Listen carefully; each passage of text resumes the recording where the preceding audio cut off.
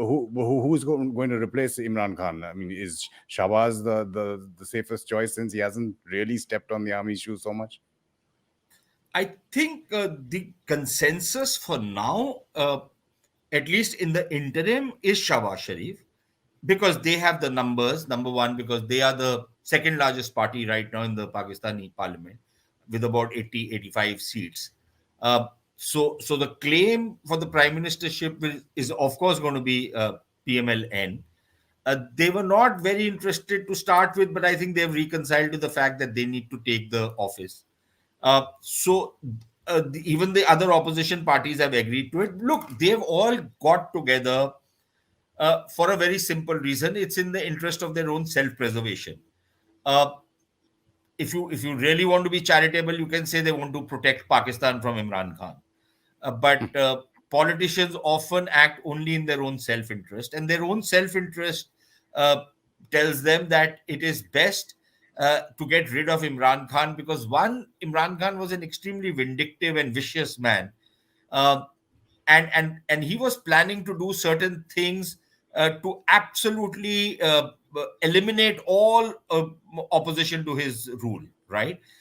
Because that served his megalomania. He doesn't brook any opposition. Uh, which is what all Nazis and fascists do.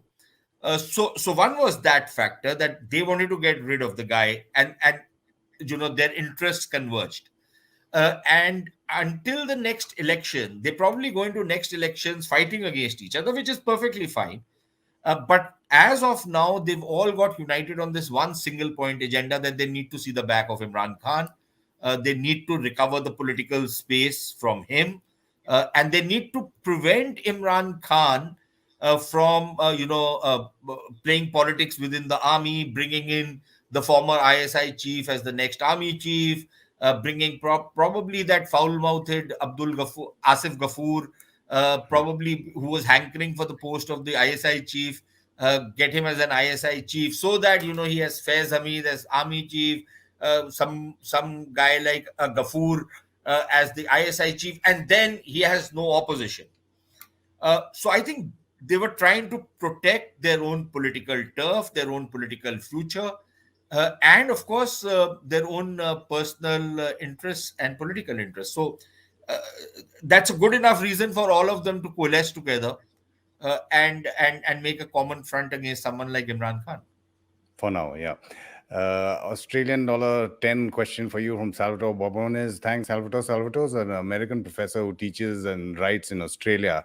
Sushant, he says, do constitutionality and the rule of law really have any meaning in Pakistan? Isn't anything better than another political assassination or military takeover? I love questions which answer themselves. And I love questioners who already know the answers to the questions. And he's right. What happened, it was inconceivable. It was inconceivable also for many Pakistanis that the constitution, and something which is very clearly written in the constitution, could be violated so flagrantly and so brazenly and so shamelessly. It was so a lot of who watch Pakistan very closely, a lot of us expected that they'll try and do something, maybe create a ruckus in the house, there'll be bedlam, and then they'll postpone the meeting, something which is not exactly in the best parliamentary traditions, but not something unheard of. But what they did was completely, completely bizarre. What they did, and obviously it was all according to a plot. It wasn't that suddenly Fawad Chaudhry got up and then the deputy speaker got an epiphany, and he was so brilliant that within 10 seconds he wrote down 3 pages of an order and passed it, and that also in the name of the speaker who was not there, a speaker who apparently has issued the order but could not, because there was already a no confidence motion moved against that guy. So it's a theater of the absurd, and it's completely bizarre. uh, but the way things are headed, and frankly, Amitabh, I didn't think it would be possible, but increasingly I'm getting the feeling that what I said in the introduction, that the way things are going south so fast. And there doesn't seem to be any government. Look, even if supposing a government comes in, you restore the assemblies and Shehbaz Sharif becomes prime minister, or you get in a caretaker. This guy Gulzar is a complete clown, okay? But you make him the prime minister for the next 2.5 months. What is he going to run? He doesn't know anything about anything. You look at his judgments, they are bizarre. So you get somebody like that who has no administrative experience at a time when your economy is collapsing, your foreign relations are terrible, you have a very very uncertain situation on your western borders, your eastern borders are with India, everybody knows what the relationship is.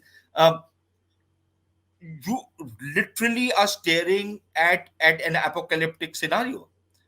Now, what does the army do? Does it say that, fine, I'm going to keep a hands off approach, constitution is supreme, and all of that? Or does the army say, look, sorry, man, we need to step in now? It's just enough of this shit show has happened, and we just need to move in, you know?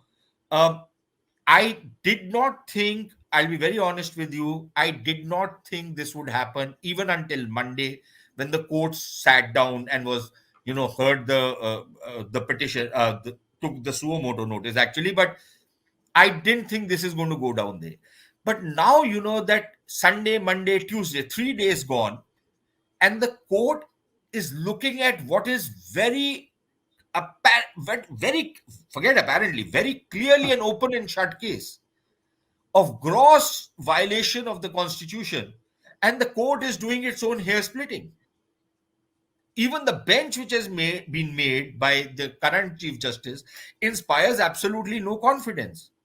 So in these circumstances, I sense that there could be the 111 brigade perhaps moving uh, in not too distant a future. I wouldn't rule out that possibility anymore. I think it's a very very real possibility going forward.